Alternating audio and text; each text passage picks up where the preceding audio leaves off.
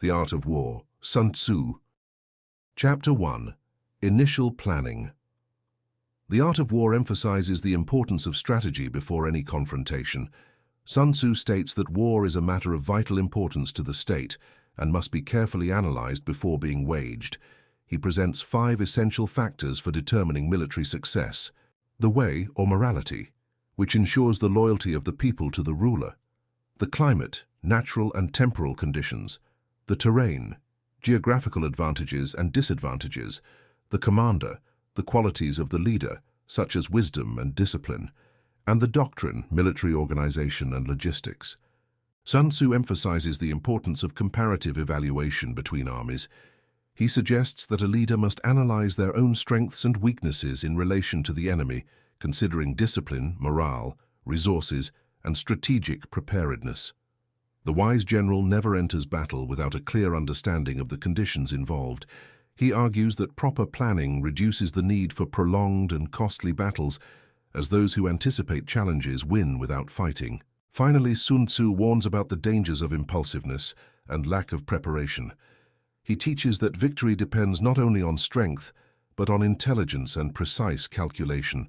For a leader or strategist, making decisions based on logic and an understanding of the circumstances is essential to ensure success without resorting to direct confrontation whenever possible.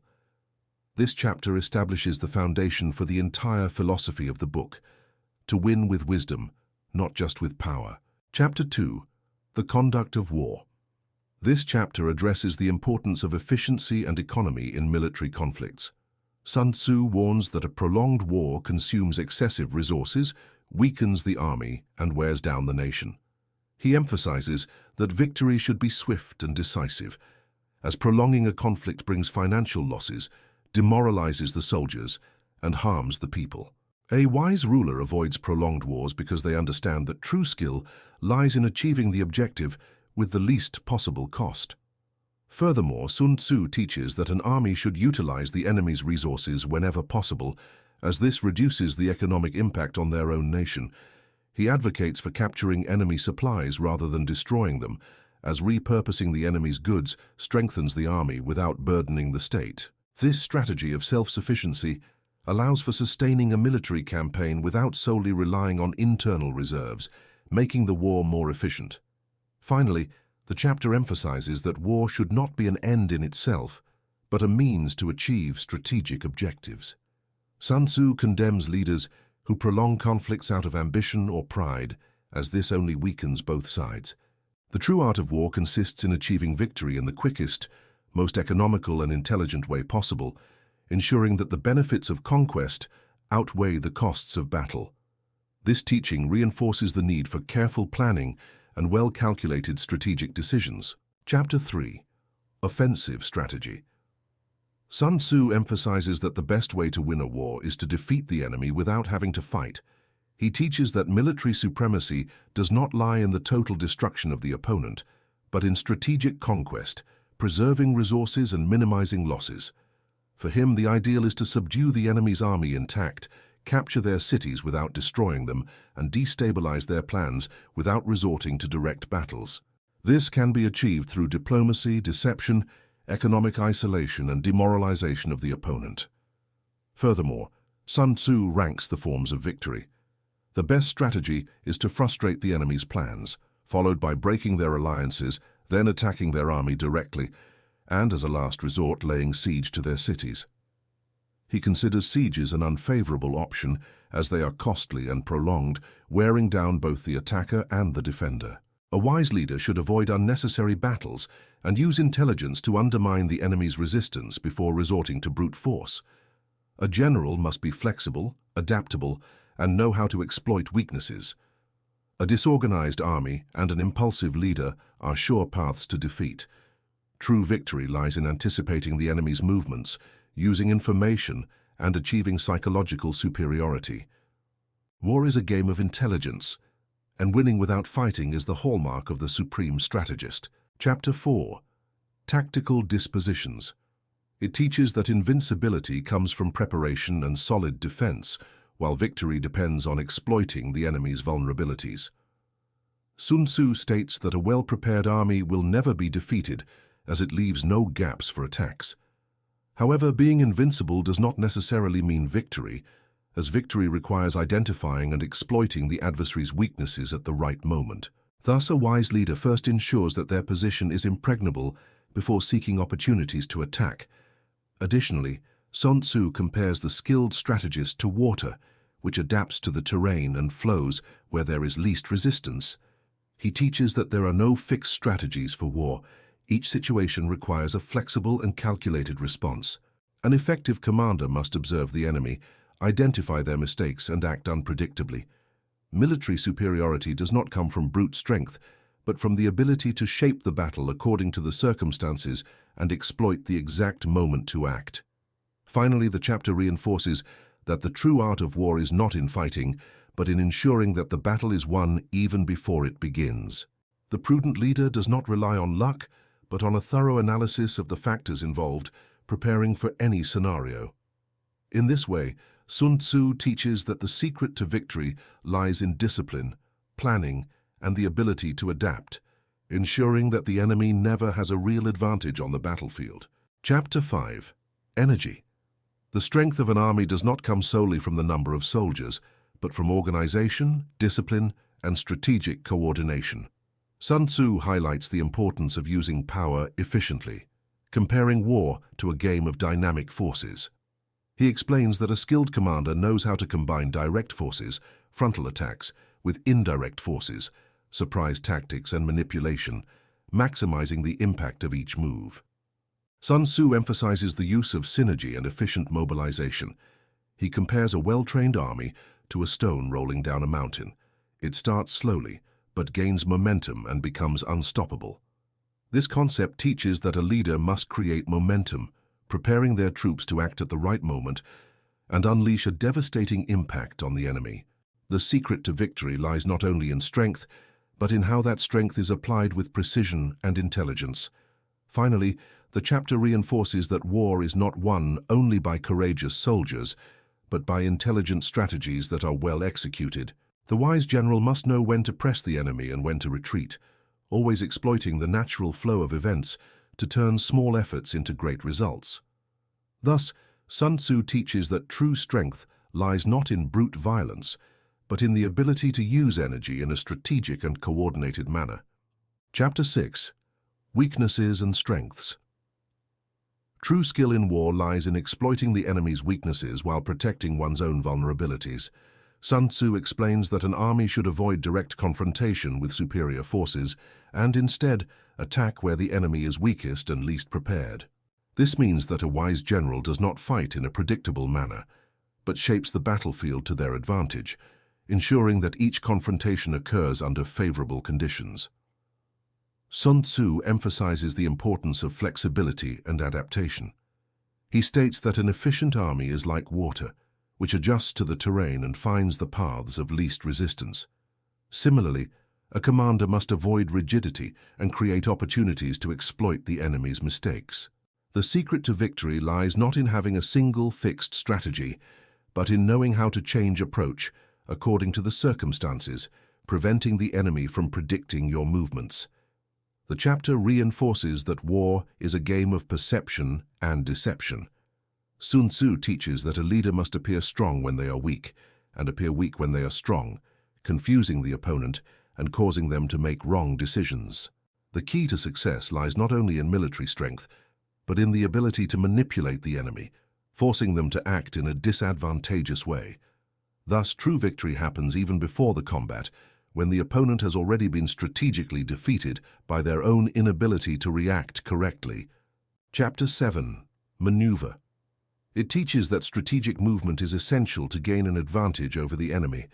Sun Tzu explains that an army must know when to advance and when to retreat, always considering the terrain, resources, and the morale of the troops. He warns that long and unnecessary marches wear out the soldiers and can lead to defeat even before the battle. Thus, mobility must be used wisely, ensuring that every movement has a clear strategic purpose. Sun Tzu highlights the importance of using apparent disorder to deceive the enemy. He teaches that an army can simulate weakness to lure the opponent into an unfavorable position, creating traps and ambushes. Controlled confusion and the use of distractions are powerful tools to destabilize an opponent. A skilled commander never acts predictably, but forces the enemy to make wrong decisions, attacking when they are unprepared. Speed and adaptation are key to victory.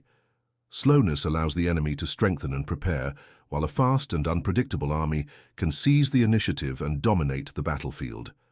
However, Sun Tzu warns against acting without planning. Haste without strategy leads to chaos. The art of war lies in balancing speed, smart maneuvering, and deception, ensuring that the enemy is always one step behind. Chapter 8. Tactical Variations. A successful commander must be flexible and adapt their strategy according to the circumstances. Sun Tzu warns that there is no single formula for winning battles. Each situation requires a different approach. He explains that inexperienced leaders follow fixed rules, while great strategists analyze the environment and adjust their actions based on the strengths and weaknesses of the enemy. Rigidity in war leads to defeat, while the ability to adapt ensures an advantage. Additionally, Sun Tzu highlights 5 fatal dangers that a general must avoid: impulsiveness, which leads to traps; excessive caution, which prevents opportunities; an explosive temper, which makes manipulation easier; attachment to honor, which can lead to reckless decisions; and excessive concern for the soldiers, which weakens authority. He teaches that a leader must maintain emotional balance and make rational decisions, without being swayed by emotions or the enemy's traps. Finally, the chapter reinforces that true strategy consists of understanding the nature of the conflict and acting unpredictably. A wise general avoids predictable patterns and never fights under unfavorable conditions. He exploits the enemy's weaknesses while protecting his own vulnerabilities. Thus, Sun Tzu teaches that the art of war is not based solely on strength, but on intelligence, precise analysis of circumstances, and the ability to innovate with every challenge. Chapter 9. Movement of the Troops. The ability to interpret the terrain and the signs of the enemy is essential for victory. Sun Tzu explains that a commander must know when to advance, when to retreat, and how to choose the best locations to camp and fight. The terrain directly influences the success of military operations, and ignoring it can lead to defeat. A well-positioned army avoids surprises and can exploit natural advantages to wear down the enemy even before the combat. Sun Tzu teaches to observe the enemy's behavior to predict their intentions. Disorganized movements, excessive noise, or sudden changes may indicate weakness or a trap. An experienced commander analyzes every detail. If the enemy appears hesitant, they may be exhausted. If they offer easy rewards, they may be trying to lure into an ambush. Correctly reading these signs allows for informed decisions and helps avoid falling into strategic traps. War is not just about strength, but intelligence and perception. The general who understands the environment and anticipates the enemy's plans will always have the advantage. Sun Tzu emphasizes that patience and observation are as powerful as the sword, and that acting at the right moment, based on accurate information, is the key to a successful campaign. In this way, movement is not only physical, but also psychological, ensuring that the enemy is always at a disadvantage. Chapter 10. Terrain. The type of terrain on which a battle is fought has a crucial impact on military strategy. Sun Tzu classifies the terrain into 6 types, each requiring a specific approach: accessible terrain, difficult terrain, disadvantageous terrain, isolated terrain, rear terrain, and decisive terrain. He explains that choosing the right terrain can provide a significant advantage, but also warns about the risks of fighting on unfavorable terrain, which can hinder mobility and the effectiveness of the troops. The ability to adapt to the terrain and use it to one's advantage is essential for victory. Sun Tzu emphasizes that a commander must understand not only the physical terrain, but also the psychological and social terrain.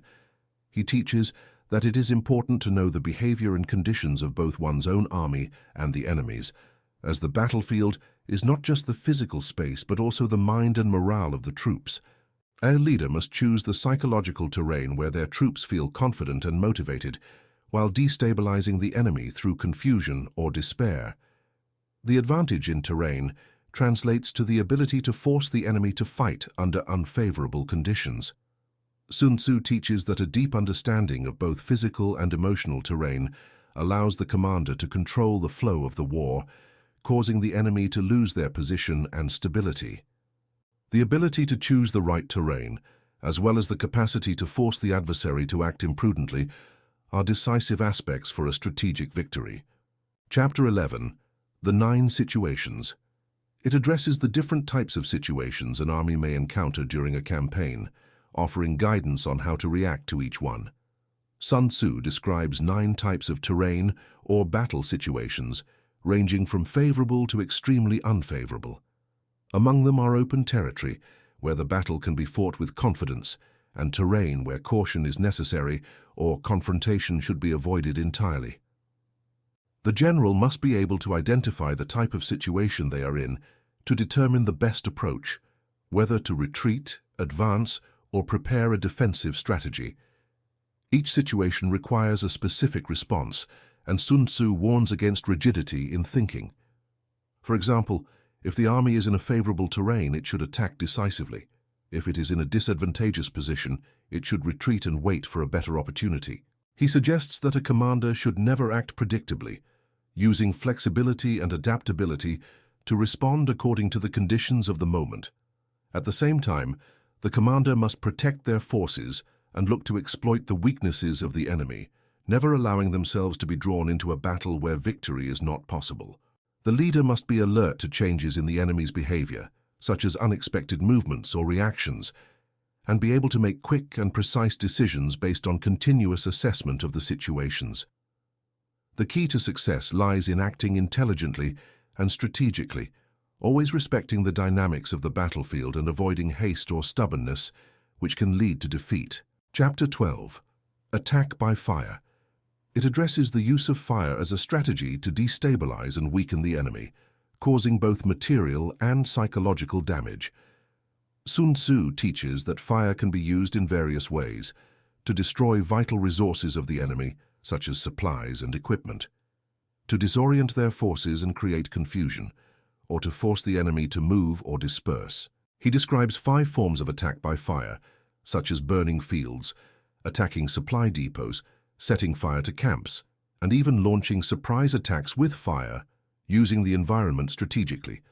The chapter also emphasizes that when using fire, it is crucial to act with precision and at the right moment, as fire is an unpredictable force that can affect both the aggressor and the attacked. Sun Tzu warns that, just as fire can be a powerful weapon, if used recklessly, it can also result in significant losses for the army itself. He suggests that a commander must have full control over the elements before resorting to such an attack, carefully planning to avoid the fire turning back on them or quickly running out. Sun Tzu emphasizes that the attack by fire is not an isolated solution, but should be part of a broader strategy. Fire should be combined with other tactics, such as distractions or maneuvers, to maximize its impact. The main objective is to dissipate the enemy's strength, weakening their ability to resist and causing a devastating psychological effect, without relying solely on this technique. The chapter teaches that the key to success in using fire is control, coordination, and advance preparation, ensuring that the enemy is caught off guard and unable to respond effectively. Chapter 13. The Use of Spies. It addresses the importance of intelligence and information gathering in the success of any military campaign. Sun Tzu emphasizes that espionage is one of the most powerful pillars of strategy, as it allows one to anticipate the enemy's movements, understand their intentions, and exploit their weaknesses. He lists 5 types of spies: local spies, internal spies, double agents, paid spies, and dead spies, each with a specific role in gathering information. Sun Tzu teaches that a leader must maintain an efficient espionage system and ensure that the information gathered is verified and used wisely. A commander should not underestimate the importance of intelligence obtained from spies, as it provides critical insights into the enemy's situation and allows for more informed decisions. He states that spies must be well rewarded and used cautiously, as their work is essential for victory, enabling an army to anticipate the enemy's movements and avoid traps. Additionally, Sun Tzu emphasizes that information should be interpreted strategically, as not all intelligence is true or useful. Sun Tzu concludes that intelligence and information are as powerful as weapons on the battlefield. Without good intelligence, even the strongest army can be defeated by surprises or strategic mistakes. The leader who effectively uses their spies and integrates their findings into the campaign planning gains a significant advantage. Espionage, therefore, is a fundamental resource that complements other tactics and strategies, helping ensure the commander makes more assertive and effective decisions, maximizing their chances of success. That was today's book. Consider subscribing to the channel and leaving a like, and thank you very much.